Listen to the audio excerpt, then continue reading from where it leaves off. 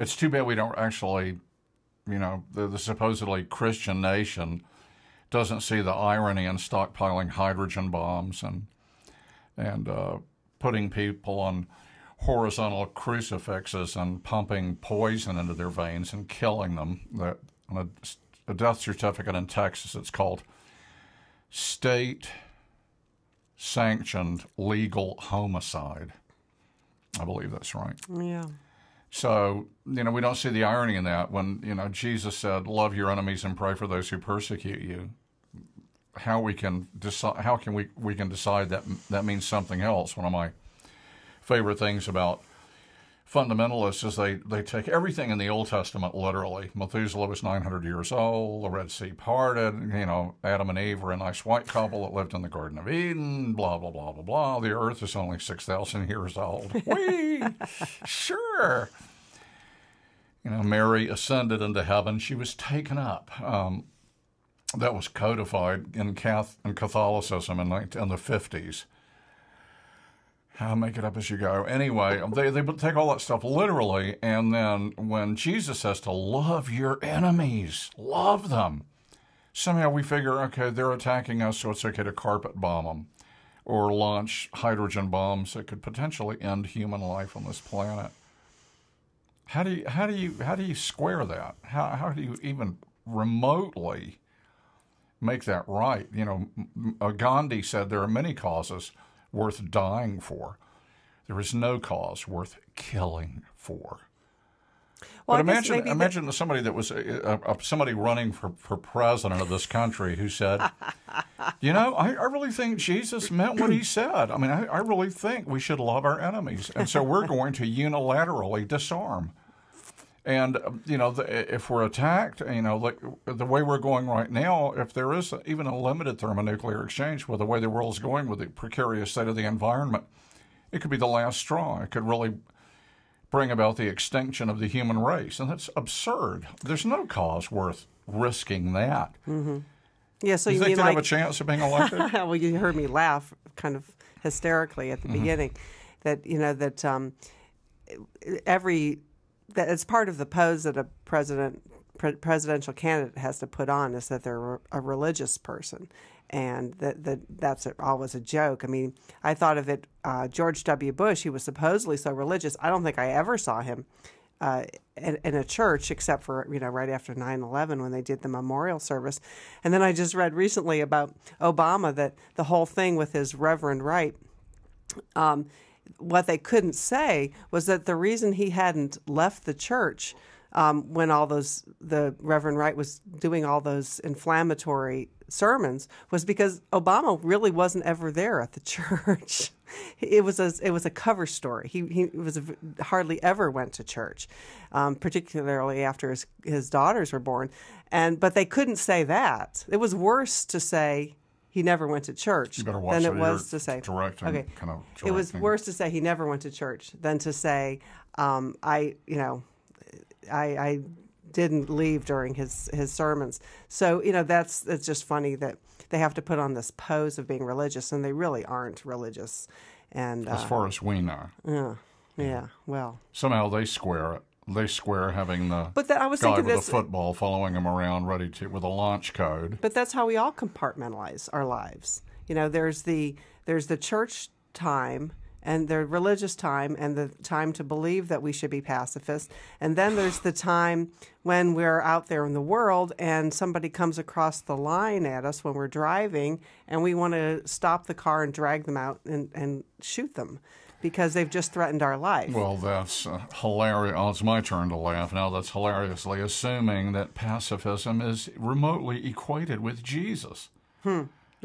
That's not preached in church. We'll try to do good deeds. And I remember being 5 years old and asking my grandmother, well, what about all the, she was talking about people being hurled into hell if they didn't know the password, the Jesus word.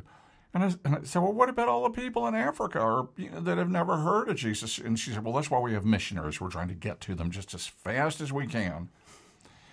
Oi, our noble Judeo-Christian heritage Because it's it's like that great line I've said this before on this show. This is the line from A Scent of a Woman by with Al Pacino, when the Colonel Slade shows up at the preppy school and to represent the kid who's about to be scapegoated, and says, "Now I'm at a crossroads in my life. I mean, I've always known the right thing to do, but I never did it. You know why?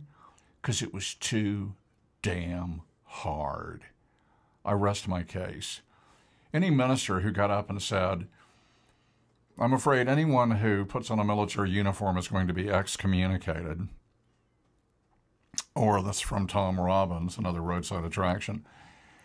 Any priest who said that, any minister who said Jesus was a pacifist. I mean, I heard a wonderful, inspired, spirit-filled minister who could extrapolate endlessly from any of Paul's books, Paulianity. Just find the tiniest delicate nuances, stand up and say, this is about my last experience in the church. I think I left very shortly thereafter. If not, this might have been it. No, there was one other time I went. He was quivering with rage. He was giving me communion, and I could tell he wanted to ram that wafer. Well, never mind. Told me later he was hurt more than anything by the letter I wrote, because he quoted from, I believe, I can't remember, Micah maybe, that I come not to bring peace but a sword. He was saying to the war monger, Jesus says, love your enemies. To the peacenik, Jesus is always full of surprises. To the peacenik, he actually used that word. To the peacenik, he says, I come not to bring peace, but a sword. And I looked it up, and it was part of eloquent in Micah. I'm almost sure it was. It's been a long time now. The book of Micah, where the whole point is when you start walking a spiritual path, just like when you stop drinking and doing coke with your buddies are going to move away from you. When you embrace a spiritual path, in my experience, your old pals are going to treat you like a fool. They're going to call you a fool, a Jesus freak. They're going to move away from you.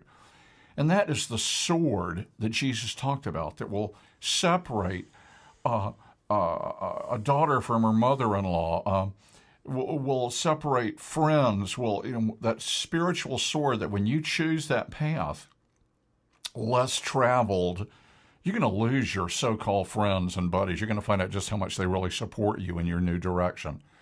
Not at all, because you know why? Misery loves company, and so does unconsciousness. So that's what it meant. I wrote him a letter about it, and he got totally pissed.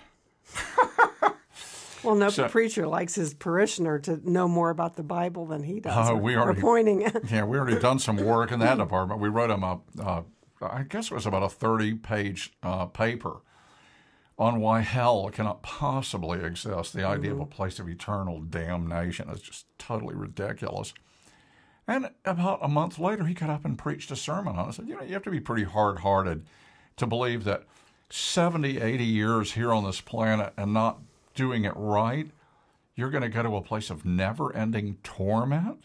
So that seems, doesn't seem, you can see the other people in church going, you mean I got up every early on Sunday morning for nothing? I could get away with it, with sleeping in. So peace on earth, is that going to be our topic? Why not? This is our holiday message. There was a programming error, and we didn't. Last week was it's been some craziness in the last couple of weeks, but we're getting it straightened out now. And this is after Christmas. The show will be airing almost the new year, so why not have a message about peace on earth? Peace on earth. So what when you think about it, it seems so, talk about bleeding heart, liberal, naive. Dangerous. That's right. I saw there was an op-ed article, a couple months ago, probably in the Washington Post, where somebody was arguing that every time we've reduced military spending, it's actually cost us more in the long run, because whenever some crisis happens, then you have to, come from behind, and you're development of the military to come out and handle the crisis. So better just to keep a high state of readiness at all times. It's actually economical to do it that way. Prudent. That's right. All of us. There's always these threats around the world. So I mean, from that point of view, to envision peace on earth is like, oh, come on, traitorous. Well, and it's what you do is that someone like Hitler or China would just take over and enslave everybody, and it would be the end of liberty and freedom and justice for all. And so that's what you're really doing is you're get rid of all the white people and just move all those Chinamen over here. That's right. So peace. Imagine what a good job they could do. That's right. So peace was really it's about appeasement is really what we're talking about, appeasement, and it's just woolly-headed thinking. Something that you do when you're in college. I don't have an answer for that. Makes sense to me. It makes sense right up until the point, ladies and gentlemen, where you stand at the brink of the possibility of self-extinction. Like these people who think, climate change, you were wrong about so many things, dear friends. You were wrong about segregation and de facto slavery in the South. You were wrong about that. You were wrong about air pollution, the whole concept of ecology. I remember when you sneered and scoffed at that. I mean, you were wrong about just constant. You live in a dynamic universe, conservatives, and when you think that things are perfect the way they are and you don't want to change, or you actually want to go back in time, it's like wanting to crawl back into the womb. It's not very likely. You're never going to go back. And there's no, you know what going back really is in a dynamic universe? Or trying to make, stopping. You know what happens when you stop? You start rotting. It's also called dying. It's like, what's our peak age? 28 or something, or 23 or something, when we're just maximally... Well, no, I think men's peak age is 19. I'm not talking about sexual peaking. Oh, peak age. Oh, energy-wise. It'd be interesting. Yeah, energy-wise. The whole gestalt, right, or the whole, the whole I would say package in your when 30s, you start going into decline. My feeling is it's in your 30s.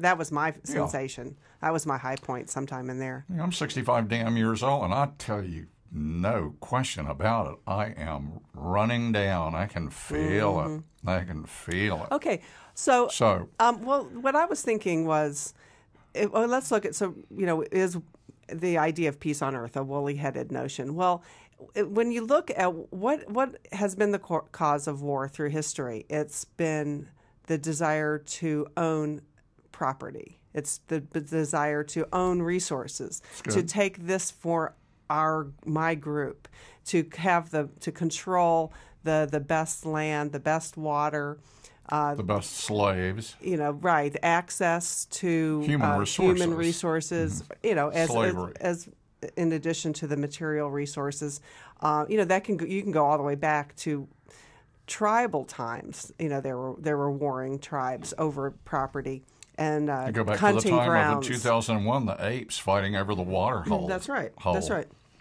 So, what's the source of that?